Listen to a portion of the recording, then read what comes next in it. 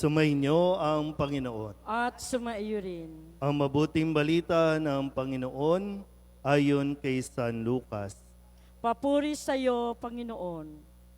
Noong panahong iyon, sinabi ni Jesus sa kanyang mga alagad, "Hindi mawawala kahit kailan ang mga sanhi ng pagkakasala.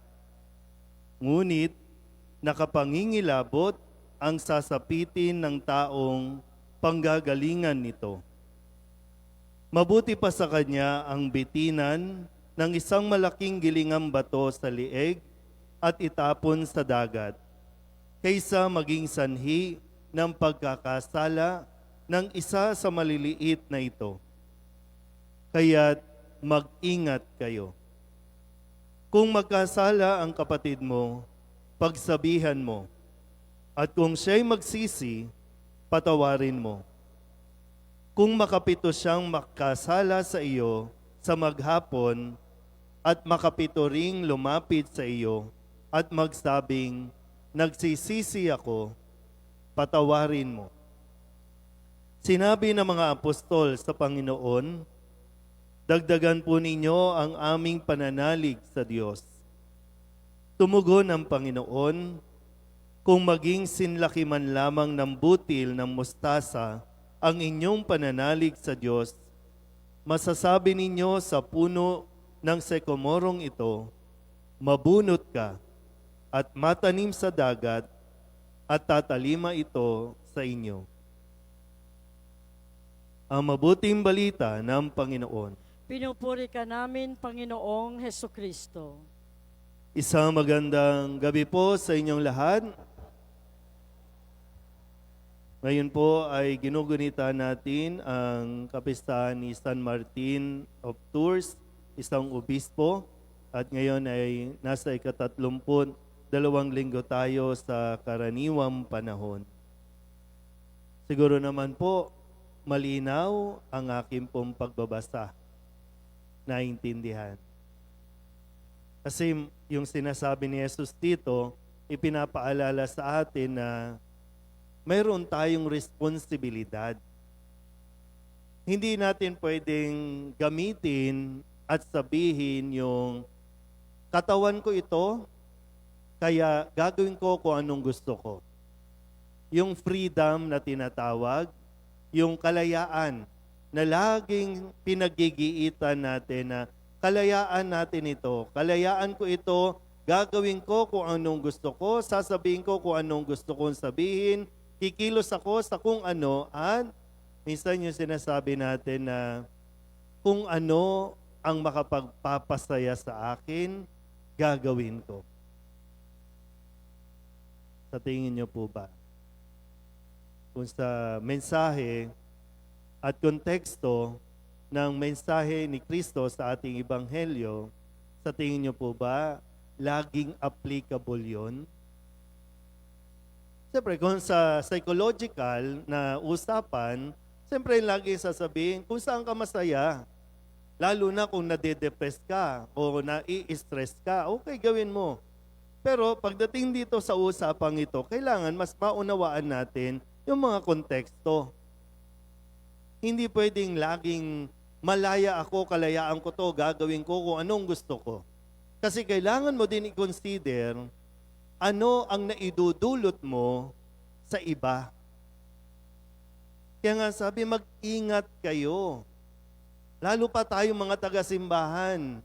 May responsibilidad tayo. Kung tayo ba ang nagiging sanhi para lumapit ang mga tao, o tayo ang nagiging sanhi para umalis na lang yun tayo. Ba't ako magsisimba dyan sa San Jose na yan? Ang gulo-gulo ng mga tao dyan. Away-away ang mga tao dyan. Posisyon lang, pinag-aawayan. Posisyon lang, pinagdidibatihan pa. Kala mo naman may sweldo. Kasi ang sabi, di ba, hindi mo mawawala yung sanhi ng pagkakasala. Andyan yan. Pero ang sabi, ang mabigat ay kung sa iyo magsimula, sa atin magsimula, sa atin manggaling, kung bakit nagkakasala ang ibang tao. Kaya ngayon, sa social media, Hindi porken, ay, bumili ka ng item, ay, maganda katawan mo, kaya ibibiyang-yang mo sa social media. Maraming lalaki nagpapantasya sa katawan mo. Kasi sinasabi mo, kalayaan ko to, freedom ko to, ipopost ko kung ano, kung gusto kong maghubad sa social media, maghuhubad ako. Kasi kalayaan ko ito. Yung minsan yung saloobin natin, di ba? Pag hindi mo masabi, yung saloobin mo sa kamiyembro mo, sa simbahan, idadaan mo sa social media. Hindi mo iniisip ano ang magiging iskandalo na idudulot nito sa iba na madadamay, na walang kamuang-muang. So, sinasabi ni Jesus, pananagutan natin yun. Kahit pa sabihin na, ako na ang inapi. Kahit ikaw ang inapi, kailangan mo pa rin mas maging responsible doon sa iyong ikikilos, sasabihin, ipopost. Hindi lang basta kung ano yung damdamin ko, ano yung nararamdaman ko, ay akin to eh. Kailangan natin maging responsible. Kasi kapag may napahamak, kapag may naligaw, dahil sa atin, pananagutan natin yan sa Diyos. Lalong matindi sa atin na laging nagsisimba. Miyembro ng organization, miyembro ng simbahan, mas mabigat ang, kumbaga sabi nga, no, mas magiging mabigat yung kaparusahan natin. Kaya nga kahit sa usapin ng mga mag-asawa, hindi lang ito tungkol sa inyo. Bago kayo magdidesisyon, ano magiging epekto nito sa iyong mga anak? Hindi pwede, paano naman ang kaligayahan ko? O teka lang muna, hindi inaalis na maging malungkot, maging masaya ka. At hindi sinasabing mabuhay ka sa kalungkutan. Pero ang sinasabi, isipin mo yung iba ring tao na makakagawa ng kasalanan at nagkakasala dahil sa iyo. Naintindihan po ba? Kaya nga, ano ba, ang pagtayo ko ba dito ay nagdudulot ng pagkakasala ng mga tao? Dahil ba sa mga sinasabi ko, marami ang nagagalit at gustong magwala? Pananagutan ko yun.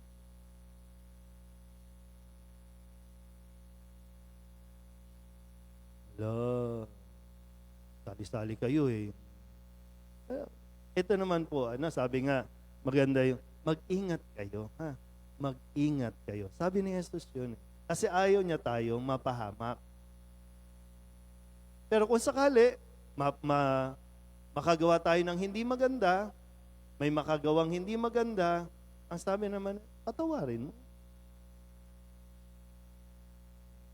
Hindi naman. Kasi pag hindi mo pinatawad, baka lalo yang mawala. Baka lalo yang magwala. Pananagutan pa rin natin. Pero yun, di ba?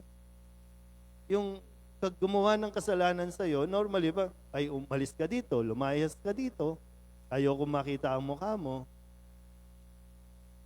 Pero, pag may nangyari doon, pananagutan pa rin natin. Di ba? Alam nyo, madaling sumunod kay Kristo. Baka kopong-kopong na, ang sabi naman, kapag humingi ng tawad, patawarin mo. Kung hindi pa natatauhan, hintayin lang natin. Basta be always ready na kapag humingi o lumapit na sa sayo, patawarin. Huwag mo na isumpa. Huwag mo nang ipagtulakan pa kasi andun na eh. Muli, let us more be responsible sa ating mga sasabihin, sa ating mga ikikilos, o kung sa panahon ngayon, sa mga ipinopost natin sa social media. Amen?